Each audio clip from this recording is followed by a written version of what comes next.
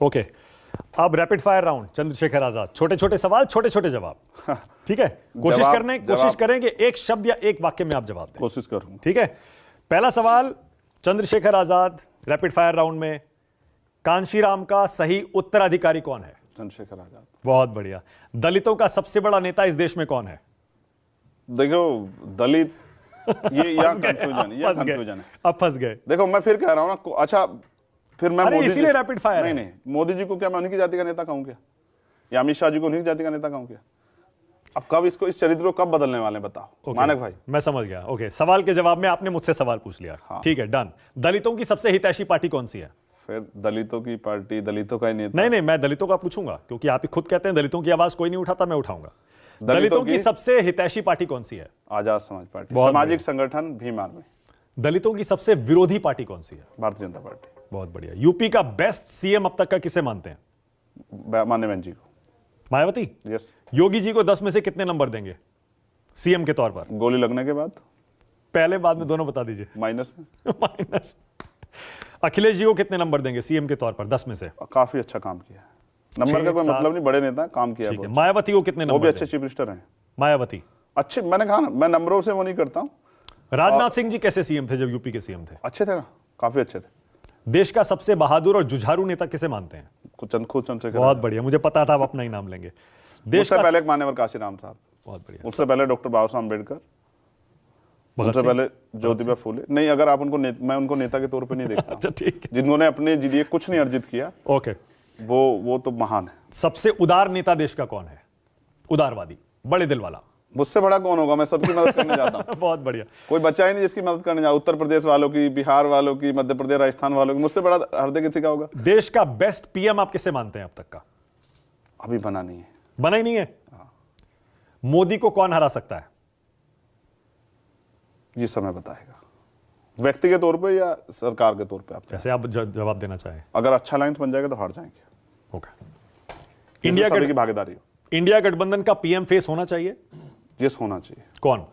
अब ये तो उनको तय करना है। मैं उसमें होता तो शायद आपको बताता। और पीएम फेस अगर होगा तो उसके नाम पे निर्णायक लड़ाई, और अच्छे नेता है वहाँ, जैसे नीतीश कुमार हैं, जैसे शरद पवार हैं, जैसे अरविंद केजरीवाल है, ममता बनर्जी, राहुल गांधी, और खुद अखिलेश यादव हैं। राहुल गांधी सॉलिड है ना। मैं कह रहा हूँ सब लोग के लिए कह रहा हूँ, सब अच्छे हैं। बस अवसर मिलने की बात है ना कि वो बनने के बाद क्या करता है, सवाल ये है। ओके, बहुत बढ़िया। योगी को यूपी में कौन हरा सकता है? मैं 1 मिनट आपको रोकूं। हाँ बोलिए ना। रैपिड फायर के बीच में। हाँ।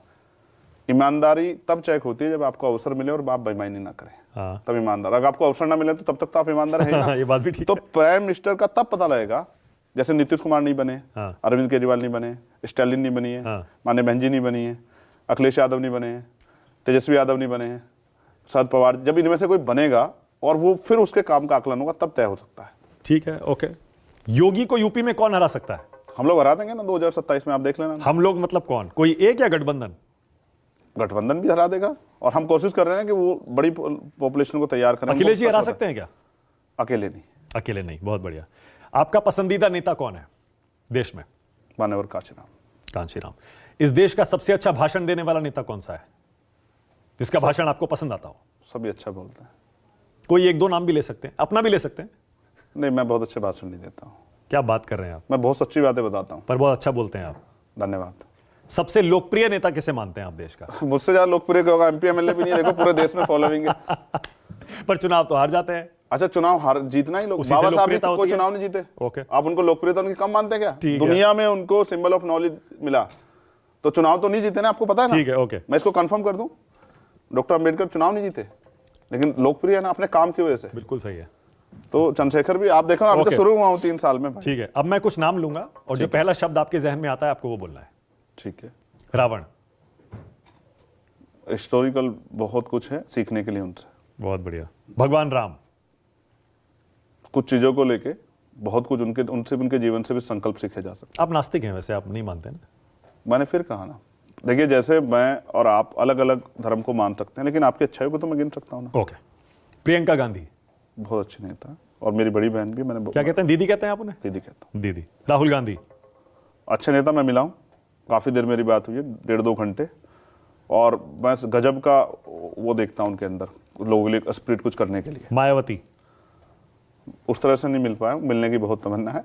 और उम्मीद करता हूँ कि भविष्य में उनका आशीर्वाद मुझे भी मिले। बुआ कहेंगे नहीं कहेंगे? वो जिस रिश्ते से चाहें, लेकिन वो आशीर्वाद दें तो बहुत अच्छा होगा। जिग्नेश मेवानी। और ये चाहता हूँ वो दीर्घायु। मेरे भाई है ना जिग्नेश। जिग्नेश, ओके। कैसे रिश्ते हैं, दोस्ती है? भाई है ना, भाई के बाद कुछ बचता है क्या? ओके। रामदास अठावले।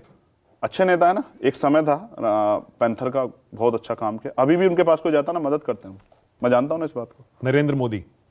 देखो नरेंद्र मोदी जी से सीखना चाहिए लोगों को, क्या कि नरेंद्र मोदी जी सत्ता में आने के बाद उन्होंने क्या क्या किया और किस तरह वो चीज़ों का पॉलिटिकल फायदा लेते हैं, ये भी सीखना चाहिए। राजनीतिज्ञ के तौर पर उनसे सीखना चाहिए। एक और खास बात, हाँ, वो कभी जवाब नहीं देते हैं, चाहे वो झूठ बोले सच। उन्होंने कितने फॉल्स उन्होंने स्टेटमेंट दिए, लेकिन कभी उन्होंने जवाब नहीं दिया, ना किसने पूछा, कोई हिम्मत नहीं जुटा पाया ओके। कि उनसे पूछे भाई कि वो रडार कैसे जो है। ओके। अमित शाह।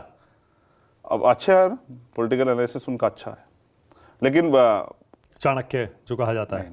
नहीं, नहीं मैं ये नहीं कह रहा हूँ, मैं ये कह रहा हूँ वो उन्होंने जो एक्सपेरिमेंट किए, स्पेशली जो मुझे मीडिया से पता लगा कि मध्य प्रदेश और राजस्थान में जो एक्सपेरिमेंट किए, उस संगठन के तौर पर उनका अच्छा पकड़ है। यूपी में भी देखिए ना, 325 सीट जब आई थी, अमित शाह को बहुत बड़ा उसका क्रेडिट दिया जाता है। साधन है, अवसर हैं, पार्टी है इतनी बड़ी, सब कुछ। जिस दिन हम इस हालात में होंगे उस दिन आप फिर चाणक्य की वो करना, आप चाणक्य है या चंद्रगुप्त है। बहुत बढ़िया। योगी आदित्यनाथ। योगी आदित्यनाथ, पहला शब्द क्या जहन में आता है योगी जी जब? डिक्टेटर टाइप उनका वो है। दूसरी बात, जाति के उससे बाहर नहीं निकल पाए, और मैं चाहता हूं, देखिए संत हैं वो। हाँ। और एक परंपरा को, इस बात में मैं कुछ ऐड करना चाहता हूं अगर आप कहें। हाँ।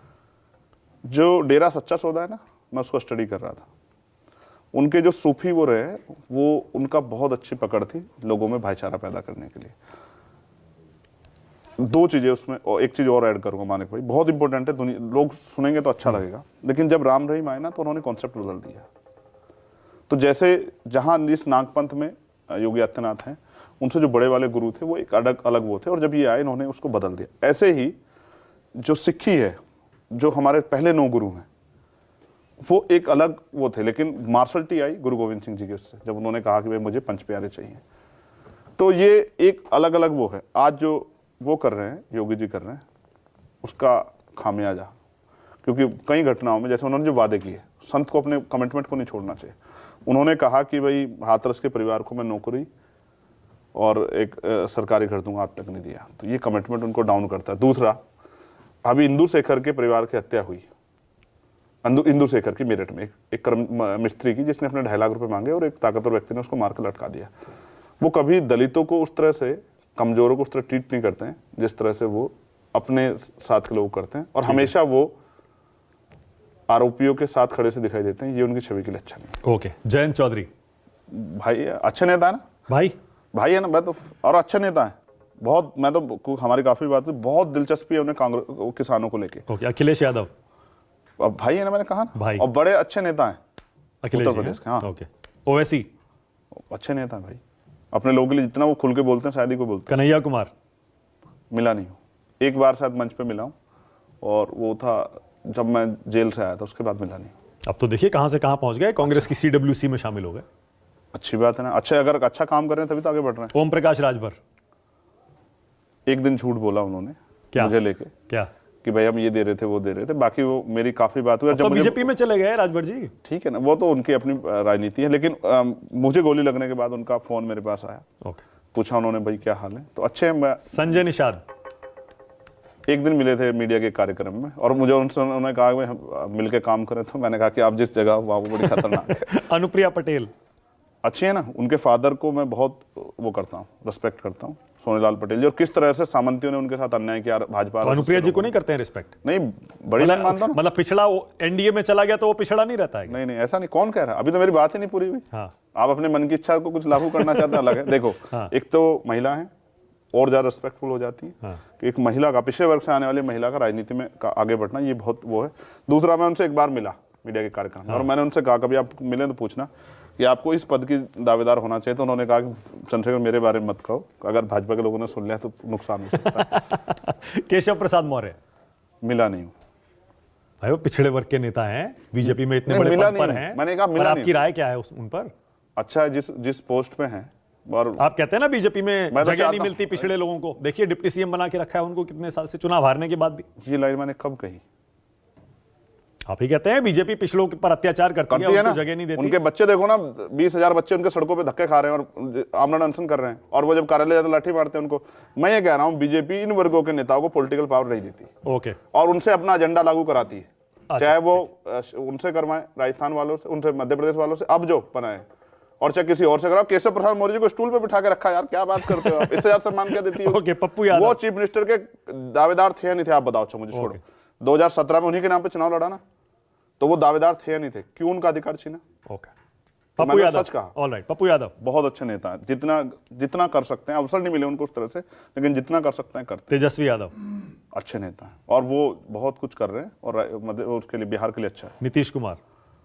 नीतीश कुमार डाउन जमीन से उठ के लालू जी और नीतीश जी बहुत पहचान बनाई है, और मैं समझता हूं कि वो एक निर्णायक कड़ी हो सकते हैं इंडिया अलायंस में। पीएम बन सकते हैं। अब ये तो इंडिया अलायंस को तय करना है। चिराग पासवान, कभी व्यक्तिगत मुलाकात नहीं हुई, लेकिन ठीक है, कुदरत उनको भी अवसर दे। भाई दलितों के नेता हैं, पूरा थोड़ा ही है। रामविलास पासवान की पार्टी पूरी दलितों की रामविलास पार्टी। पासवान जी का रिस्पेक्ट करता हूं दिल से, वही थे। तो चिराग नहीं है? नहीं, मंडल कमीशन में उनका बहुत बड़ा रोल है। चिराग तो अभी आए ना, अवसर नहीं मिले ना उस तरह से बेचारे। मंडल कमीशन में उनका बहुत बड़ा रोल है, लेकिन देखो चिराग भाई को ये सीखना चाहिए कि जिस तरह से मोदी जी ने रामविलास पासवान जी का अपमान किया, उनको घर खाली करा दिया, उनकी तस्वीरें फेंक दी, ये बीजेपी ने बहुत बड़ा अपमान किया।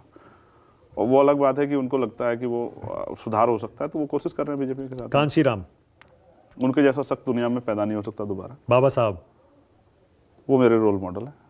रामनाथ कोविंद, अगर उनको अवसर मिलता और वो देश में प्राइम मिनिस्टर बनते, तो आज भारत की दुनिया में अलग पहचान होती। रामनाथ कोविंद, कभी मिला नहीं, द्रौपदी मुर्मू, मिला नहीं हो। बीजेपी देखिए दलितों को राष्ट्रपति बनाती है।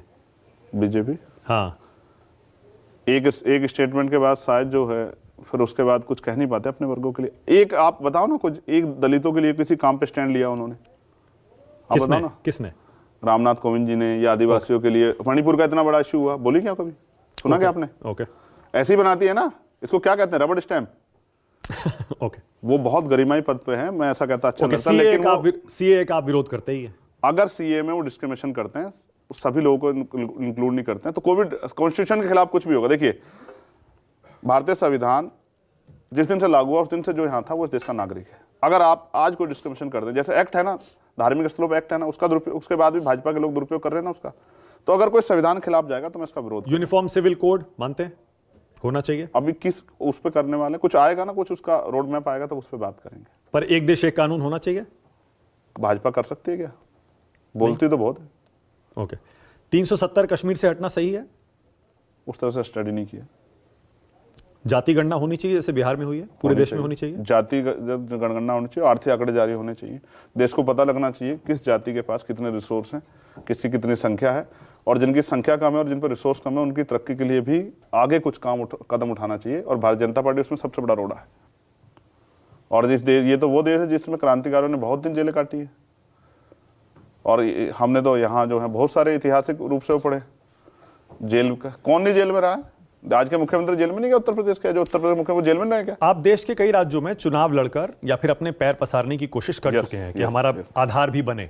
आप बिहार भी गए थे, पप्पू यादव के साथ आपने वहां चुनाव भी लड़ा था कुछ सीटों पर कामयाबी नहीं मिली। कितने वोट मिले थे वहां पर? हाँ बिल्कुल बताता हूँ। उससे पहले मैं आपको एक चीज और बता दूं।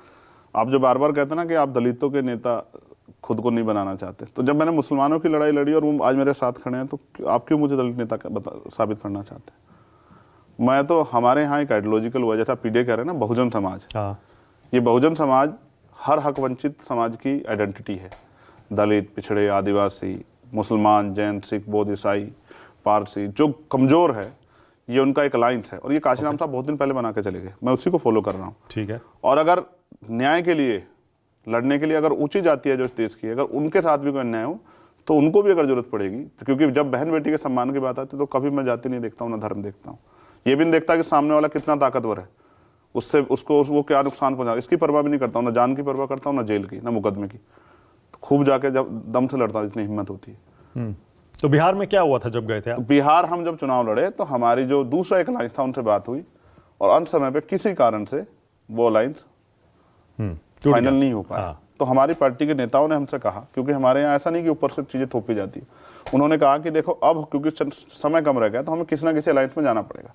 तो जो तीसरा मोर्चा वहाँ बना पप्पू यादव ने, तो हम उस मोर्चे में गए और हम लोगों ने मिलकर चुनाव लड़ा और हमें, अगर आपको जानकारी हो, सीटों के हिसाब से 3.5% करीब वोट हमें मिला वहाँ, गठबंधन को, हमारी पार्टी को, आपकी पार्टी को। कितनी सीटें लड़े थे? 9,000, शायद हम 28-30 सीटें लड़े थे। कहीं 9,000, कहीं 11,000, कहीं 13,000 वोट हमें मिला, कहीं कम वोट भी मिला। तो जहां जिसकी जितनी मेहनत तैयारी थी वहां उस तरह का वोट मिला। और क्योंकि सब जगह नहीं जा पा सकते चुनाव में, जैसे अब साधनों की बात है, अब मोदी जी पे बहुत सारे साधन है, आज यहाँ हैं, थोड़ी देर में दूसरी जगह चले जाएंगे, सारी तैयारी भी उनकी है, सरकार भी उनकी। अब ऐसा थोड़ा ही है कि चंद्रशेखर को कहेंगे भाई चंद्रशेखर आपकी छोटी पार्टी नई पार्टी है, तो आप एक काम करो, आप 1 महीना और फालतू प्रचार कर लो, आपका रिजल्ट बाद में घोषित कर देंगे, ऐसा थोड़ा ही होगा। भाई जिन पार्टियां, जो स्थापित पार्टियां, उन पे जो साधन है वो उनका प्रयोग कर रही है, हमें परमिशनों की भी दिक्कत होती है, तो हमारी नई पार्टियां, हमें ज्यादा मेहनत करनी पड़ती है और समय सब पे वही बराबर है कि जैसे राजस्थान में 3 तारीख को रिजल्ट आना, मेरे लिए 30 में थोड़ा ही आएगा, 3 में ही आएगा ना भाई। तो मुझे भी उसी सीमित समय में अपने छोटे साधनों से ज्यादा काम करना है। ठीक है।